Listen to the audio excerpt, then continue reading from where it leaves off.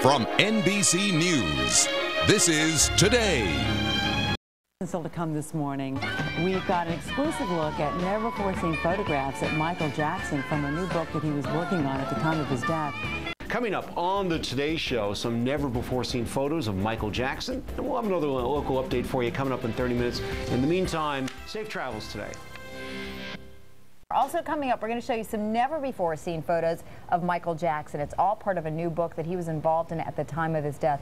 Truly is an amazing book to look at some of these pictures. So. Oh, he was so adorable. Look at him.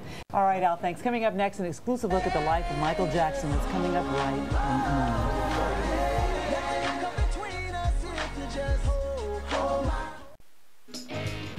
In his final days, Michael Jackson was working on an unusual project known as the official Michael Jackson Opus. The 38-pound, yeah, that's right, it weighs 38 pounds, coffee table book includes rarely seen photos and tributes from Michael's celebrity friends.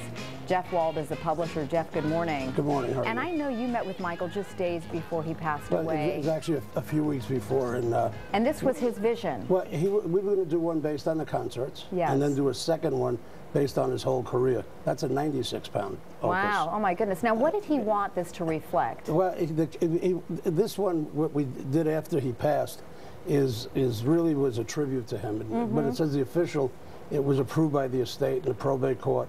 Money will go to his estate for his children and his mother. And there were so many books out there that were unauthorized and retreads. So this was from people who really knew him well, people who worked with him, choreographers and wardrobe people and directors, and they weren't red carpet sound bites. Yeah, and what you really see in here is the evolution of Michael Jackson, including how, I mean, I think this is a fantastic example here, is how artistic he was as well, and how much he wanted to contribute in that way, right? He read everything. Yes. You know, so he read on art.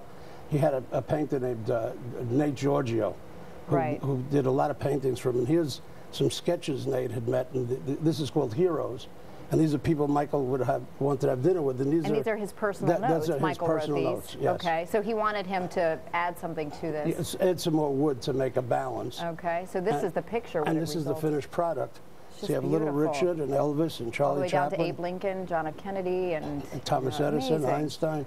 What a cool thing. He went to the Michelangelo Museum with Nate.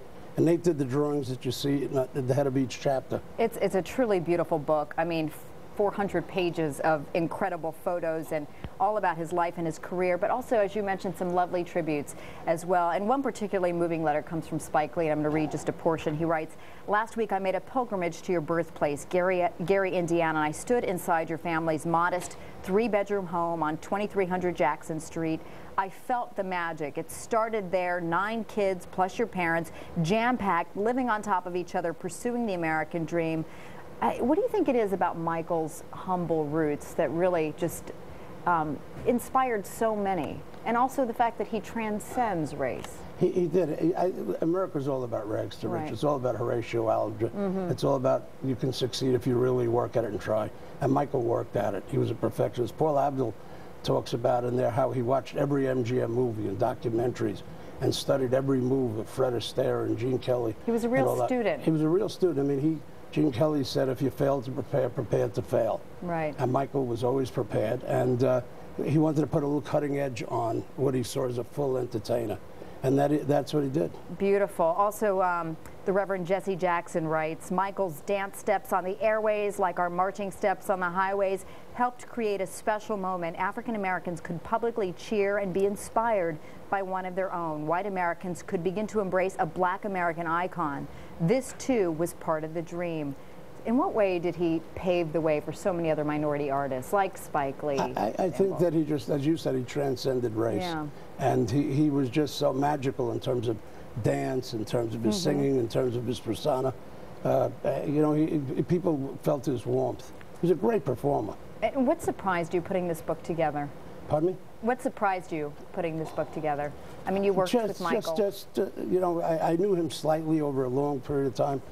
Just what a perfectionist he was, the depths of his knowledge, how smart he actually really was, how he, you know, Mike Tyson talks about going to Neverland, and the key thing that Mike says is the happiest place, once the gate closed, he said even the animals were laughing. But the key line that Mike said, he said when the gates closed, he felt safe in Neverland. That's Mike Tyson.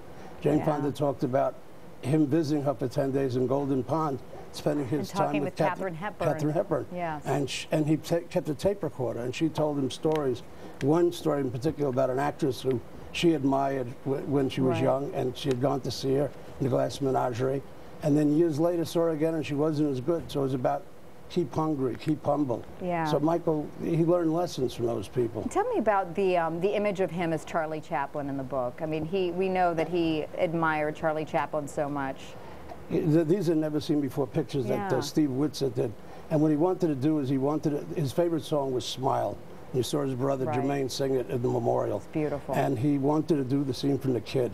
And it turns out that he was not able to do that for a variety of reasons. And so those pictures remained hidden until Deborah, the photo editor, got Steve Whitsitt. Truly remarkable. And I know you're going to present the book to his children as well. Yes. So thank you for bringing it to us, Jeff Wald. It's truly a special book. We really appreciate it. Thank you. And the book is called The Official Michael Jackson Opus.